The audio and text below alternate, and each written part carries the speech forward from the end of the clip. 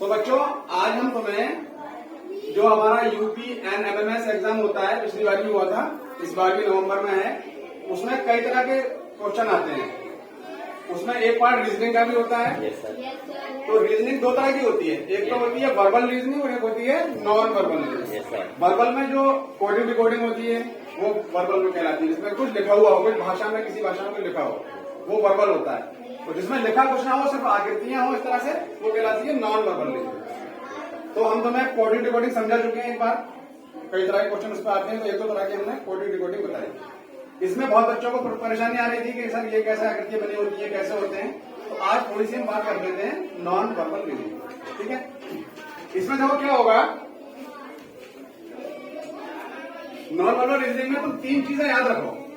वैसे तो बहुत तरह के क्वेश्चन इसमें बनते हैं, लेकिन अभी इस परीक्षा में जो लगभग क्वेश्चन पूछे गए हैं उस आधार पर बता रहा हूं। तो तीन चीजें याद रखो। एक तो याद रखो घुमाव, मतलब कि जो आकृति है वो किस दिशा में घूम रही है। घुमाव उसका ऐसे हो सकता है या ऐसे हो सकता है, क्लॉकवाइज मतलब घड़ी के सुई की दिशा में या घड़ी के सुई की विपरीत दिशा में, ठीक है। और याद रखो जोड़ अथवा घटा।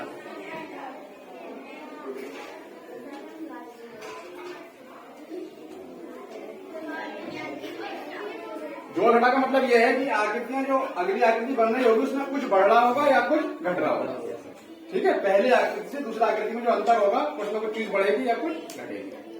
तो ये दो चीजें हमें याद रखने से लगभग हमारे 90% क्वेश्चन इस तरह के रीजनिंग के हल हो जाएंगे इस परीक्षा के लिए जो है, ठीक है। तो पहले उदाहरण लेते हैं। ये क्वेश्चन हमारे पास है।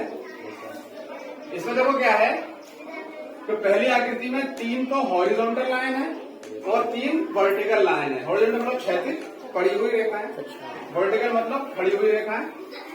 ये है खड़ी रेखाएं 4 है, पड़ी हुई रेखाएं 3 है। तो जब अगली आकृति इन्होंने बनाई है तो देखो इसमें और इसमें क्या अंतर है, कुछ घुमाया है या कुछ जोड़ घटा करी है। तो हमने देखा कि इसमें उन्होंने क्या किया कि एक लाइन कम कर दी, कौन सी, वर्टिकल वाली, और एक लाइन कम कर दी हॉरिजॉन्टल वाली। दोनों में से एक एक लाइन कम कर दी। समझ रहे ना, मैंने लिख भी दिया है, दोनों में से एक एक कम कर दिया है। अब आगे चले, फिर से एक एक कम कर दी। देखो एक हॉरिजॉन्टल कम कर दी, एक वर्टिकल कम कर दी। अब यहाँ पर पूछा था कि क्या आना चाहिए, तो जो पैटर्न इन दोनों में लागू होगा वही यहाँ पर होगा। एक एक लाइन कम हो रही है तो एक खड़ी वाली कम कर दो, एक पड़ी वाली कम कर दो, तो कौन सी बचेगी, खड़ी वाली। यही आंसर होगा। समझ में आ रहा। अगला क्वेश्चन देखते हैं। ये जो है इसमें एक हमारा पंचभुज बना हुआ था, पेंटागन, और बीच में एक छोटा सा स्क्वायर है, वर्क से काला कर रखा है। अगली आकृति बनी तो हमने देखा कि देखो है तो पंचभुज, लेकिन थोड़ा सा घूम गया है। फिर होता है घुमाव होगा कुछ ना कुछ, तो घूम गया है। मतलब कैसे घुमा है, ये घुमा है क्लॉकवाइज, मतलब ऐसे घुमा वो उल्टा हो गया। और क्या चेंज हुआ, देखो दूसरा बताई थी हमने कि कुछ जुड़ेगा या घटेगा। तो एक तो घुमाव वाली बात हो गई, घूम गया, उल्टा हो गया, और कुछ जुड़ा भी है। जो स्क्वायर बीच में था वो उसको हर कोने पर दिया गया, ठीक है।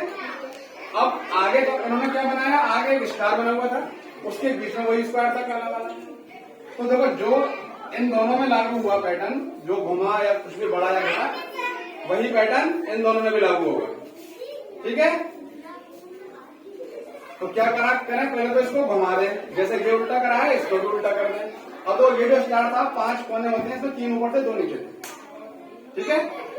अब जब घूमेगा तो क्या होगा, 3 नीचे और 2 ऊपर हो जाएंगे। उसके साथ और क्या काम हुआ था, ये जो स्क्वायर बीच में था ये सब कोनों पर आ गया था, तो घूमने की ये सारे कोनों पर,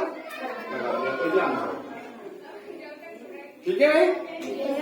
अच्छा जी, अगले पर आते हैं। इसमें क्या है, हाफ एरो बने हुए हैं, आधे तीर बने हुए हैं, एक ऊपर की दिशा में, एक नीचे की दिशा। अपने बस इसको ध्यान रखेंगे, बस घूमा, कुछ घुमा है या जोड़ा है, घटा है।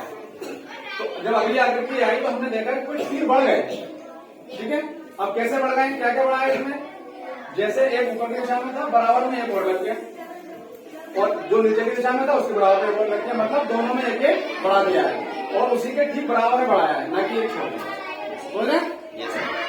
अच्छा, अब ये आकृति दी इन्होंने कैसे, ये भी तीर है लेकिन ये आगे पीछे को बनने तो इसमें क्या होगा, जब इसमें बराबर में बढ़ा था इसमें बराबर में बढ़ेगा, तो ऊपर के बराबर में ऊपर वाला बढ़ा दिया, नीचे के बराबर में नीचे वाला। ठीक है, अगला क्वेश्चन ये पूछा था। दो तरह की लाइनें हैं, एक थोड़ी सी कर्व लाइन है वक्र आकार की, एक सीधी लाइन। तो पहले तो हम इसमें ये देखें कि लाइन इसके बाद कौन सी आ रही है। पहले वक्र वाली लाइन, फिर सीधी, फिर वक्र वाली, फिर सीधी। इसका मतलब अब जो लाइन आएगी वो वक्र वाली आएगी। ठीक है, वक्र वाली सीधी, वक्र वाली सीधी, मतलब वक्र वाली लाइन आएगी। इसका मतलब जो आंसर में होंगे वो ऐसे इस तरह से वाला होगा, सीधी लाइन का आंसर नहीं होगा।